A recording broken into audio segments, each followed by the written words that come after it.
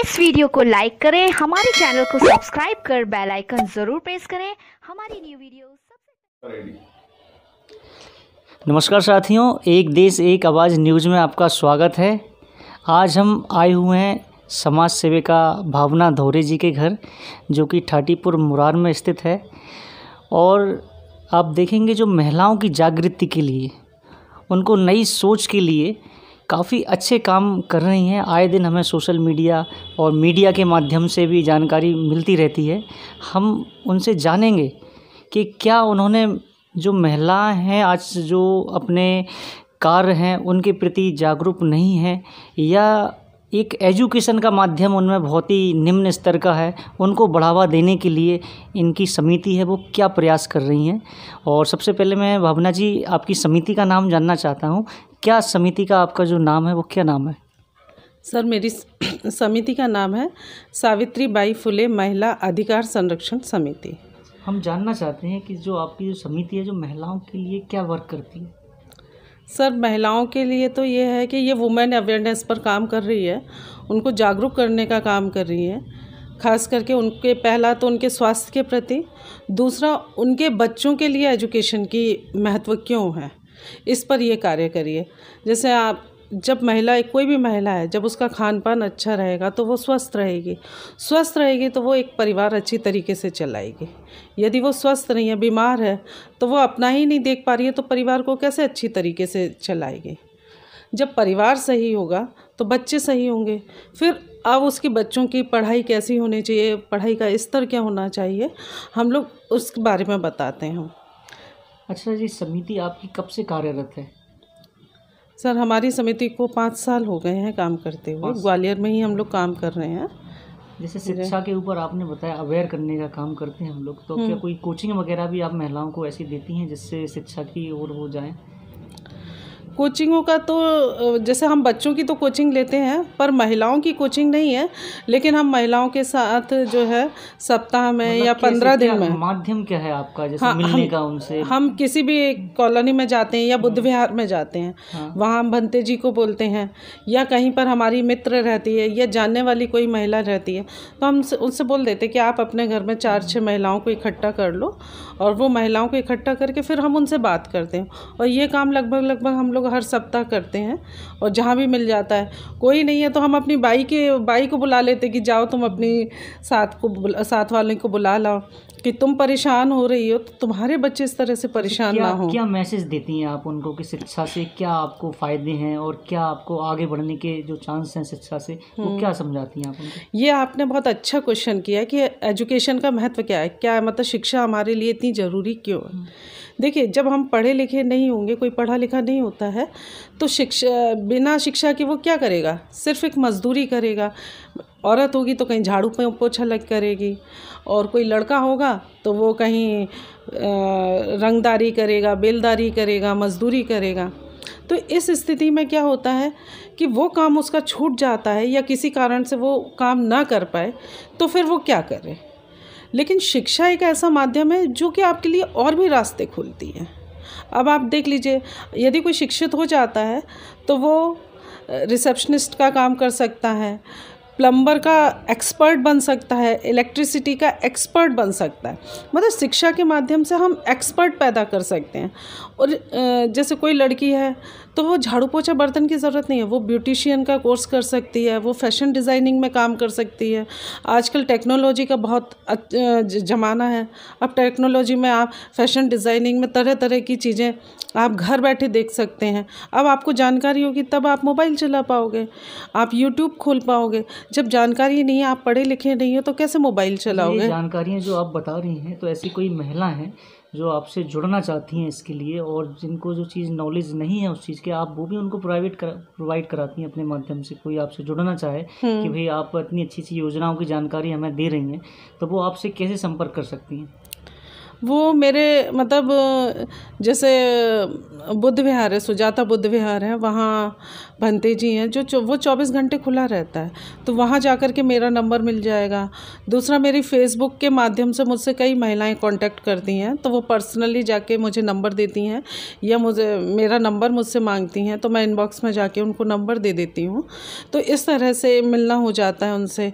और हमारे आसपास की और भी महिलाएं जो कहती हैं तो हम उनसे मिलने भी चले जाते हैं। मोस्टली हम लोग मिलने के ही जाते हैं। अच्छा, महिलाएं कोई किसी विशेष वर्ग से उसमें आप ताल्लुकात रखती हैं या कि सभी महिलाओं के लिए ओवरऑल, जो कि धर्म भी ऐसे हैं, हिंदू मुस्लिम सिख ईसाई कई धर्म आते हैं, और महिलाओं की स्थिति मानी जाती है हमारे समाज में सबसे नीची स्थिति होती है कि घर का उनको एकदम ऐसा सामान समझाता है वो घर पे ही रहे, बाहर ना निकले। तो ऐसे जो आज मानसिकता जो महिलाओं ने बना रखी है महिलाओं के प्रति लोगों ने, तो उससे आपको निकालने के लिए आपने उसमें क्या ऐसा रखा है, उनको कैसे निकालना इस मानसिकता से? हाँ, तो देखिए, पहले तो हम हर समाज की महिलाओं को रखते हैं, खासकर जो गरीब महिलाएं हैं। अच्छा। उनको मैं ज़्यादा प्रेफर करती हूँ, क्योंकि उनके संघर्ष जो है सामान्य महिलाओं से ज़्यादा है। और दूसरी जो है SC ST की महिलाएं जो होती हैं वो 10% सही तरीके से होंगी, अदरवाइज़ 90% महिलाएं जो है झाड़ू पोछा बर्तन का काम करती हैं, कम पढ़ी लिखी रहती हैं, तो उनका शोषण ज़्यादा होता है। गरीब महिलाओं का या देख लें, या दलित वर्ग की महिलाओं का शोषण ज़्यादा होता है। आप सोसाइटी में जाइए, मान लीजिए मैं अपनी बात कर रही हूँ, मैं सोसाइटी में जाती हूँ या मैं कॉलेज में पढ़ती थी, तो कहीं ना कहीं मुझे जातिवाद का शिकार होना पड़ता था। जातिवादी व्यवस्था जो है आपके कार्यकाल, चाहे आप ऑफिस में हो वहाँ पर भी आपको सामना करना पड़े, कॉलेज लाइफ में हो वहाँ पर भी आपको सामना करना पड़ता। आपसे जातिवाद वहाँ पे कहकर नहीं आएगा, आपको हो सकता प्रैक्टिकल में मार्क्स कम दें या किसी तरह से आपको मानसिक रूप से प्रताड़ित किया जाता है। ये हो गई तो हमारी बात हो गई सोसाइटी में, और सोसाइटी में हम गए, हमारी गरीब महिलाओं की बात कर लो तो वो छुआछूत की उससे शिकार होती हैं। अरे ये बाई आ गई, ये उस जाति की, इसका जूठा नहीं खाओ, इसका ये नहीं करो, ये होता है। लेकिन क्या होता है कि दलित महिलाओं के साथ एक परेशानी ये है कि घर में उनके पति जो होते हैं वो जो है वो मनुवादी व्यवस्था लाते हैं, वो वही व्यवहार करते हैं जो मनुवादी पुरुष मनुवादी औरत के साथ करता है, और यहाँ पर दलित पुरुष दलित औरत के साथ मनुवादी विचारधारा के हिसाब से व्यवहार करता है। तो वो दो जगह प्रताड़ित होती है दलित महिला। तो ऐसे में मैं उनसे कहती हूँ कि आप इसमें कमज़ोर मत पड़ो, क्योंकि हम बाहर भी लड़ रहे हैं, घर के अंदर भी लड़ रहे हैं। तो दोनों स्थितियों में क्या होता है कि हम लड़ करके फिर भी अपना अस्तित्व बनाए हुए हैं हम महिलाएं, और हम उनसे ज़्यादा बेहतर अच्छी स्थिति में हैं, पुरुषों से ज़्यादा अच्छी स्थिति में हैं। हम ज़्यादा संघर्ष कर सकते हैं, और हमने अपने आप को संघर्ष करके स्थापित भी किया। अब जैसे आप बता रहे हैं ना, हमेशा औरतों को घर में बिल्कुल नीचा रखा जा रहा है, तो मैं पुरुषों से यही बात कहती हूँ कि आप हमें नीचा रख रहे हो और रख लो, लेकिन नीचे क्या होता है, किसी भी मकान की नींव जो होती है वो नीचे होती है। यदि कोई औरत हिल गई किसी भी परिवार से, निचला मान के, नीच मान के आप बिल्कुल हिला देते हैं किसी भी तरीके से, तो समझ लीजिए कि वो पूरी बिल्डिंग भरभरा के गिर जाएगी, और किसी भी महिला के बिना जो है उसका परिवार अधूरा है, चलता ही नहीं है। तो नींव, अपने आप को नींव मानो ना। हम कहते हैं कि कमज़ोर मानने की ज़रूरत नहीं, आप नीचा मान रहे मान लो, लेकिन नीची हूँ मैं, मुझे आप नीचा मान रहे हैं तो मैं इस घर की नींव हूँ, और मैं हिल गई तो आपका भी अस्तित्व ख़त्म हो जाएगा। आपने बहुत अच्छी बात की, नींव में महिला जो नींव है घर की। अच्छा, जो आप जो कार्य कर रही हैं, लोगों को जागरूक का, महिलाओं का जागरूकता अभियान का जो काम कर रही हैं, उसमें आपने अभी कौन कौन से कार्यक्रम अभी किए हैं जिनसे महिलाओं को लाभान्वित हुई हैं उससे? देखिए, एजुकेशन का काम किया, हेल्थ अवेयरनेस का काम किया। एक और हमने इंटरेस्टिंग किया कि जो बैंक के खाते होते हैं, SBI बैंक में जो होता है, वहाँ पर क्या है, और भी बैंकों में एक्सीडेंटल बीमा होता है। एक्सीडेंटल बीमा होता है जैसे कि कभी किसी के परिवार में किसी की मृत्यु हो जाती है, जो बैंक धारक है, जिसका बैंक में खाता धारक है, उसकी यदि मृत्यु हो जाती है तो उसको उस एवज में जो एक्सीडेंटल बीमा के वजह से उसके परिवार को 10 लाख, 5 लाख, 2 लाख, जिस हिसाब से वो बीमा कराता है, रक्षा कवर हो जाता है। हाँ, तो वो उसके बच्चों के लिए, उसके परिवार के लिए एक रक्षा कवच के रूप में उसको मिल जाता है। अवेयर कर रही हैं एक तरह के लोगों को। हाँ, हम लोग ये जानकारी इस तरह की देते हैं। जैसे SBI में है, योनो ऐप आप डाउनलोड कीजिए, उसके माध्यम से आप एक्सीडेंटल इंश्योरेंस में पहुँचेंगे। वहाँ पर जैसे आप 1000 रुपये महीने साल का कर रहे हैं, तो साल में 1000 रुपये कोई बड़ी बात नहीं होती है, और उस 1000 50,000 रुपये से 20 लाख का बीमा कवर होता है। तो एक मध्यम वर्गीय परिवार के लिए या एक गरीब परिवार के लिए ये बहुत अच्छी रकम है, तो इसको हम कर सकते हैं। तो ऐसी छोटी छोटी जानकारी RTE के तहत देते हैं कि स्कूलों में बच्चों का एडमिशन कैसे कराएं, फ्री एजुकेशन आप उनको कैसे दे सकते हैं। तो इस तरह से हम लोग जो है कि बच्चों, अभी जैसे जनवरी का महीना आ गया है तो कई स्कूलों में अब वैकेंसी निकलेंगी, तो जिनको जानकारी नहीं है तो हम जो है उनको बताते कि आप अपने बच्चे को फ्री में एजुकेशन देना चाहते हैं तो वैकेंसी निकली हैं। इसके अलावा नवोदय स्कूलों में जो वैकेंसी निकलती है उनके बारे में हम लोग जो है जानकारी देते हैं जी।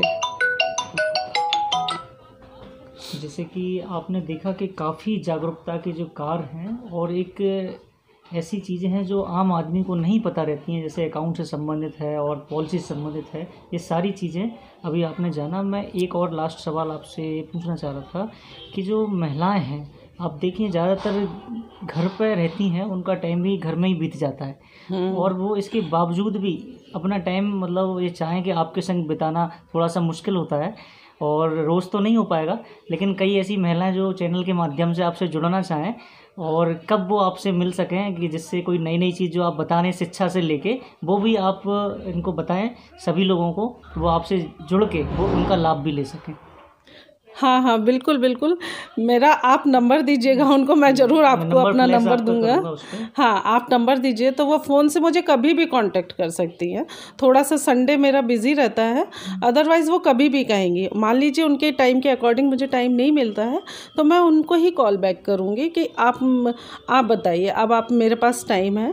तो मैं टाइम की कोई इशू नहीं है, मैं अपने हिसाब से टाइम निकाल कर मैनेज कर लूँगी। जानकारी किसी को चाहिए तो वो आपको कॉल से भी महिलाएं संपर्क कर सकती हैं। हाँ बिल्कुल कर सकती हैं। जैसे आपने इतनी चीज़ें बताई हैं, RTI वाली है और अपना इस बैंक के भी कवर वगैरह बताई हैं, और किसी को जानकारी चाहिए तो आपको कॉल करके वो कॉल करके कर सकते हैं। चाहे उसमें फिर तो महिला के साथ पुरुष भी हो, वो भी इस तरह की जानकारी मैं उनको दे सकती हूँ। इस तरह का मतलब कोई इशू नहीं है कि कोई भी टाइम हो, आप मेरा नंबर दे दीजिएगा, मुझसे कांटेक्ट कर लें तो वो हो जाएगा। समिति में आपके कितने मेंबर्स हैं जो आपके साथ समिति में साथ दे रहे हैं? लगभग 25 महिलाएं हैं हम लोग। 25 महिलाएं। हाँ, और उसमें सभी हाउसवाइफ भी हैं आपके, और टीचर हैं, डॉक्टर्स हैं, प्रोफेसर्स हैं, एडवोकेट भी हैं, तो वो सब तरह की हैं। और वो महिलाएं जैसे आप उनसे संपर्क करेंगे तो आपको मतलब हॉस्पिटल में कोई दिक्कत नहीं होगी, कोशिश हाँ, और जानकारी दे देंगे कि आप कई महिलाओं को अक्सर बहुत ज़्यादा बीमारी होती है या किसी न किसी बीमारी से वो पीड़ित रहती हैं, तो हम अपने डॉक्टर से बोलते हैं कि आप इनकी रिपोर्ट देखिएगा, उनको क्या सलाह चाहिए, या किसी के पास पैसा नहीं हो तो सरकारी अस्पताल में उनको आसानी से वो सुविधा उपलब्ध कैसे हो, तो ये कर सकती हैं। एडवोकेट रहती हैं तो हम एडवोकेट से बोलते हैं कि जैसे महिला प्रताड़ना के केस होते हैं, महिलाओं के साथ घरेलू हिंसा के केस होते हैं, तो हमें उनको क्या सजेशन दे सकते हैं। और सबसे ज़्यादा हम ये इस पर बात करते हैं कि महिलाओं को घर जोड़ने में जो सबसे महत्वपूर्ण भूमिका जो होती है वो औरत की होती है। तो औरत घर को पहले कोशिश करे कि कैसे जोड़े, परिवार को कैसे चलाए, ये चीज़ है। और दूसरा हम ये बताते हैं कि जैसे पुरुष हम लोगों से अपेक्षा रखते हैं कि घर घर में सावित्रीबाई फुले हों, तो सावित्रीबाई फुले तभी बन सकते हैं जब ज्योतिबा फुले होंगे। तो पुरुष हमारे ज्योतिबा फुले बने, क्योंकि ज्योतिबा फुले ने ही सावित्रीबाई फुले को बनाया था, और वो सावित्रीबाई फुले ने हजारों सावित्रीबाई फुले बना दी हैं। तो मेरा पुरुषों से भी अनुरोध है कि आप ज्योतिबा फुले बनाइए, एक अपने घर में अपनी पत्नी को ज्योतिबा फुले बना दीजिए, तो वो आपकी पत्नी जो है घर में 10 जो है सावित्री फुले पैदा करेंगी। तो दोनों के सहयोग से, चाहे पुरुष हो या स्त्री हो, दोनों के सामंजस्य से ही हम अपने समाज को, अपने देश को एक जो है बेहतर से बेहतर जो है वातावरण दे सकते हैं, एक माहौल अच्छा दे सकते हैं। बहुत बहुत धन्यवाद। जैसे कि आपने सुना भावना धोरे जी ने जो कहा कि काफ़ी स्थिति जैसी भी हो महिलाओं की, आप संपर्क कर सकती हैं उनको, और कोई भी जानकारी सूचना अगर आपको चाहिए उनके माध्यम से हमारे चैनल पर उनका नंबर भी हम देंगे, जिससे आप संपर्क कर सकते हैं। और आप जैसे कि सावित्रीबाई फुले जो आपने बताया समिति, आप खुद देखेंगे उनके फेसबुक अकाउंट पे जाके कि कितने उन्होंने अभी वर्किंग के कार्य जो किए हैं समाज में जागृति के। मैं धन्यवाद देना चाहता हूं उनको कि ऐसे ही समाज की महिलाओं को जागृत करती रहें। हाँ, धन्यवाद। जय हिंद, जय भारत।